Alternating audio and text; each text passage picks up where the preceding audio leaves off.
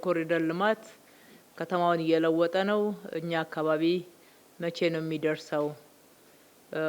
ወደ ልማቱ ሳይሆን ህዝቡ መምጣት ያለበት ልማቱ ወደ ህዝብ እየተጠጋ መሄድ አለበት የሚለው ከህዝብ ጥያቄ አንጻር ትክክለኛ ጥያቄ ነው። ከተማውን እያደሰ ነው፣ እየለወጠ ነው። በርካታ መሰረተ ልማቶች እያሳለጠ ነው ከአገልግሎት አንጻርም። ከዛ አንጻር ጥያቄው ትክክል ነው። ነገር ግን ትንሽ እንዴት ነው የሚሰራው የሚለውን ለማንሳት ወዳለሁ። የመጀመሪያው ዋናው ቃል የገባነው ነው ለህዝባችን በለውጡ ማግስት አዲስ አበባን እንደ ስሟ ውብ አዲስ አበባ እናደርጋታለን የሚለው ማስፈጸሚያ ስትራቴጂያችን ነው። ያንን ቃላችንን በተግባር እየተገበርን ያለንበት ልማት ነው። የኮሪደር ልማት በዚህ ደረጃ አቅዶ መስራት ይሄንን ቃል መፈጸም እንደሆነ ሊሰመርበት ይገባል። ከዛ በተጨማሪ ግን ከከተማችን ይዘት ይሄንን ለማለት አዲስ አበባን እንደ ስሟ ውብ አበባ እናደርጋታለን ለማለት መነሻ የሆኑትን የከተማችን ይዘት ከመሰረተ ልማት አንጻር ማንሳቱ አስፈላጊ ነው። ከከተማ ጽንሰ ሀሳብ ከከተሜነት ጽንሰ ሀሳብ መለኪያ አንጻር አንዲት ከተማ በትክክል የከተሜነትን መስፈርት አሟልታለች ተብላ እውቅና የሚሰጣት በአብዛኛው መሰረተ ልማትን መሰረት ያደረገ ነው። በተለይም የፍሳሽ አወጋገድ ስርዓት፣ የመንገድ መሰረተ ልማት፣ የመብራት፣ የቴሌኮም ከሱ ጋር የሚያዙ የትራንስፖርት አገልግሎቶች በትልቅ መስፈርት ይጠቀሳሉ። ቀጥሎ ደግሞ የአረንጓዴ ሽፋን የከተማ ውበትና ንጽህና ነው። ከተማ በብዙ መንገድ ሲለካ ውብ፣ ጽዱ፣ አረንጓዴ የሚሉ ቃላትን ደጋግመን እንሰማለን። ከተማችን ከዚህ አንጻር ያለችበት ይዘት ጥናቱ በተደረገበት ወቅት እንዳወቅነው እንደምናስበው አይደለም። የመንገድ መሰረተ ልማትን ከወሰድን ከ20 እጅ በታች ሽፋን ያለው ሆኖ ነው የተገኘው። የአረንጓዴ መሰረተ ልማትን ካየን በከተማችን ላይ ያለው ሽፋን ከ2.8 የበለጠ አልነበረም። ዓለም ላይ ከተሞች የሚለኩበት የአረንጓዴ ልማት ሽፋን ግን 30 እጅ እንዲሆን ይጠበቃል። ስታንዳርድ ሞልቷል ማለት። ስለዚህ ከተማችንን ለነዋሪዎች ምቹ ማድረግ ማህበረሰቡ የሚጠቀምባቸው በጋራ የሚገለገልባቸው የሚዝናናባቸው ከተማ መተንፈስ አለበት። የፓርክ የመሳሰሉት የአረንጓዴ ስፍራዎች፣ የልጆች መጫወቻ፣ ወጣቶች የሚገናኙበት አካላቸውን አእምሯቸውን የሚያበለጽጉበት የስፖርት ማዘውተሪያ ስፍራዎች ስጋችን ብቻ ሳይሆን አእምሯችን ጭምር መመገብ ስላለበት የተለያዩ መናፈሻ ስፍራዎችን በከተሞች እንደ ትልቅ መስፈርት ተደርገው መሰራት እንዳለባቸው ለዜጎች መቅረብ እንዳለባቸው የዓለም አቀፍ ሕግ ያስቀምጣል። ከዚህ አንጻር ከተማችንን ተወዳዳሪ ማድረግ ማለት በዓለም ደረጃ ከከተሞች ጋራ ብቻ መወዳደር ሳይሆን በዛ ውስጥ ተጠቃሚ የምናደርገው ነዋሪዎቻችንን ዜጎቻችንን እንደሆነ ታሳቢ ተደርጎ ነው እየተሰራ ያለው።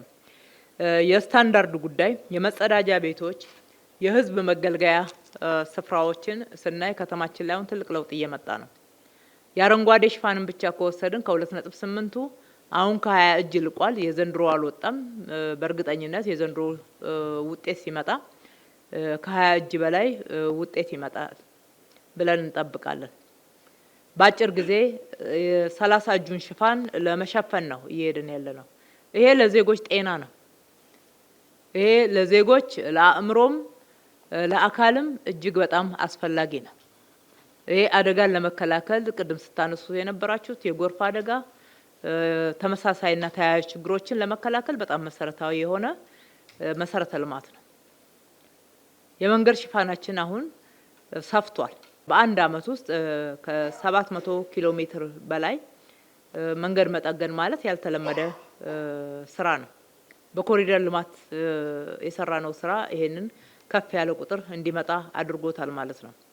የጠገናቸው ያደስናቸው ያሰፋናቸው መንገዶች መንገድ ለሰው ብቻ ደግሞ እንዳይሆን መንገድ ለእግረኛ ከ80 እጅ ያላነሰ የከተማችን ነዋሪ በእግሩ የሚንቀሳቀስበት ከተማ ውስጥ መንገዶችን ለመኪና ብቻ ወይም ለተሽከርካሪ ብቻ ልናዘጋጅ አንችልም። መንገዶቻችን ለሰውም ጭምር መሆን አለበት። በደሃውና በሀብታሙ መካከል የተቀራረበ ፍትሃዊ የሆነ አጠቃቀም ሊኖር ይገባዋል ነው። ህፃናት በርቀው የሚያድጉባት ከተማ በአእምሯቸው የሚገነቡበት በአካላቸው የሚገነቡበት ይሆን ዘንድ በከፍተኛ ሁኔታ የህፃናት መጫወቻ ማቆያ ቦታዎች ትልቅ አብዮት ነው እያካሄድን ያለነው። ልብ ብላችሁ ከሆነ ከተማው ላይ ማህበረሰቡም ይህንን ይመስለኛል ያነሳው። ጥቅል አይሆንም እየተጠቀመበት ስላለ። በሌላ በኩል የኮሪደር ልማት ሰፊ የስራ እድል ነው የፈጠረው።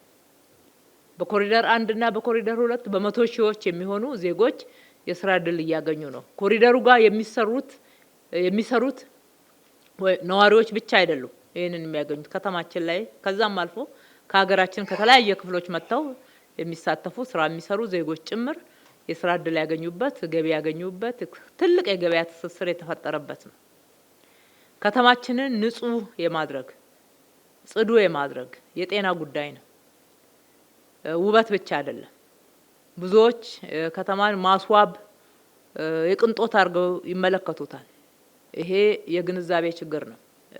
ከተማ ማስዋብ እጅግ በጣም በተጠጋጋ ሁኔታ ነዋሪዎች ዜጎች አብረው በሚኖሩበት አካባቢ ላይ ውብ ንጹህ የመኖሪያ አካባቢ የመኖሪያ ቤት ማቅረብ የግድ ነው። አንደኛ ጤና ነው። ሁለተኛ ለአእምሮ እድገትም ጭምር ለሰላማዊ የሆኑ ግንኙነቶችም እጅግ በጣም አስፈላጊ ነው። ማህበራዊ ትስስርን ጭምር የሚያጠናክሩ ስለሆኑ እነኚህን መሰረተ ልማቶች ህዝባችን ጋር ስናደርስ ትልቅ ገቢን ይጨምራል። የመነገጃ ስፍራዎች እየታደሱ የበለጠ ሳቢ የሆኑ ተመልሰው ለነዋሪው እንዲደርሱ ነው የተደረገ ያለው። በኮሪደር 2 ብቻ የካዛንቺስን ብቻ ባነሳላችሁ ካዛንቺስ አካባቢ ለተነሱ ነዋሪዎች ወደ 1444 መነገጃ መስሪያ ማምረቻ ሼዶችን ማቅረብ ችለናል። በመንግስት የገነባ ነውና በግል ባሉት በያዙት ቦታ ላይ በፍጥነት ገንብተው ንግድ መቀዛቀዝ እንዳይፈጠር ያደረጉ ግለሰቦች የሰሩትን ጨምሮ 400 ያክል ሱቆች ተጠናቀው አሁን ወደ ስራ እየገቡ ነው። ትላንትና ከሚነግዱበት ሁኔታ ጋር አይገናኝም። ገበያቸውም የዛኑ ያክል ነው የሚጨምረው። ሳቢ ነው የሚሆነው። በርካታ ወደ ትንንሽ ሱቆች ጎራ ብሎ የማይገዛው ዜጋ ጭምር የማይሸምተው ዜጋ ጭምር አሁን ይስበዋል። ወደዛ ነው የሚሄደው። ቱሪዝምን ይስባል። የሀገር ገቢ ያድጋል። የቱሪዝም ዘርፉን ያሳድጋል። በአጠቃላይ ኮሪደር ልማት ላይ ህዝባችን የጠየቀውና ያነሳው ጥያቄ ተገቢነት ያለው ነው። ነገር ግን ደግሞ ይህንን ጥያቄ መመለስ የምንችለው በቅደም ተከተል ነው። በአንድ ጊዜ ይህንን የቆየ እርጅና የተጫጫነው የከተማችንን አካባቢ በራሳቸው ጊዜ እየፈረሱ ያሉ እነኚህ ጭቃ ቤቶችን እንዲሁም ስታንዳርዳቸውን ያልጠበቁ የከተማውን ስትራክቸራል ፕላን ጠብቀው ያልተገነቡ ከተማዋን ለጎርፍና ለተያያዥ አደጋ እየዳረጉ ያሉ አካባቢዎችን ሁሉ ባንዴ ብናድስና ብናስተካክል ደስታውን አንችለው። ነገር ግን ጊዜም ሀብትም ይወሰነናልና ቅደም ተከተል አስይዘነዋል። ነገር ግን ደግሞ የማይሰራ ቦታ አይኖርም። ምክንያቱም መጀመሪያ ላይ እንደጠቀስኩት ከተማችንን እንደ ስሟ ውብ አበባ የማድረግ ትልቅ ራዕይ ነው የተያዘው።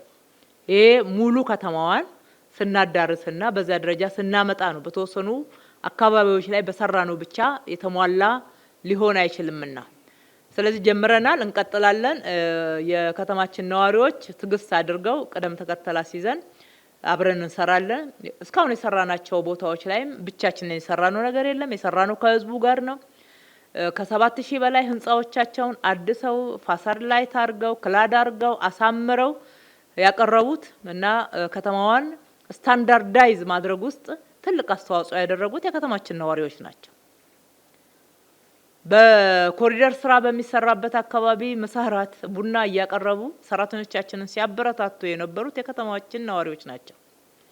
እነኚህን ትልልቅ በተለይ መንገዶች ስናሰፋ በሰፊው የተዘረጋው መሰረተ ልማት ለመዘርጋት አስፈላጊ የሆነው የወሰን ማስከበር ስራ በሚሰራበት ሰዓት መልሶ ማልማት እንደ ካዛንቺስ እንደ ፒያሳ ያሉ አካባቢዎችን ስንሰራ እነኚህ የከተማችን ነዋሪዎች ፈቃደኛ ሆነው ልማቱ ገብቷቸው አምነውን ይሁንታቸውን ባይሰጡ ኖሮ ይሄንን ስራ ልንሰራ አንችልም። በብዙ መንገድ ተያይዘን የከተማችን ነዋሪዎች ስለደገፉ ነው። በመቶ ሚሊዮኖች ልናወጣ የነበረው ወጪ የተወሰኑት የከተማችን ኮንትራክተሮች ለወራት ማሽነሪዎቻቸውን ሰጥተው ነው። በቀን 6000 7000 ሊከራዩ የሚችሉ ማሽነሪዎቻቸውን 2 ወር 3 ወር ከኛ ጋራ ያለምንም ክፍያ እንዲቆዩና አብረውን እንዲሰሩ አድርገው ነው። በርካታ የከተማችን ወጣቶች በበጎ ፈቃድ የተነሺዎችን እቃ ማጓጓዝ መደገፍ ሌሎችም በጉልበታቸውና በእውቀታቸው አገልግሎት ሰጥተው ነው። የአዲስ አበባ ከተማ የዲዛይን አጠቃላይ እነኚህ ጥናቶች የተደረጉት በተለይ ዲዛይን ስራ የከተማችን ባለሙያዎች ከዩኒቨርሲቲ እስከ ግል የኮንሰልተንሲ ኤጀንሲ ያላቸው ባለሙያዎች በበጎ ፍቃድ ነው አገልግሎት የሰጡት። የጋራ ስራ ነው፣ የጋራ ውጤት ነው። ተባብረን ነው ከተማችንን እየሰራን ያለነው። በአንድ በኩል እንደዚህ ተባብረን መስራታችን ተባለቤትነትም ወጪያችንን የሚያቃልል ነው የሚሆነው። በሌላ በኩል ደግሞ ታቅዶ በደንብ ዲዛይን ተደርጎ የማያዳግም ስራ መሰራት ይችል ዘንድ ሌሎችንም አካባቢዎች በተመሳሳይ በጥናት ቅደም ተከተል አሲዘን የምንሄድበት መሆኑን በዚህ አጋጣሚ በተጠየቀው ልክ ለማንሳት ነው።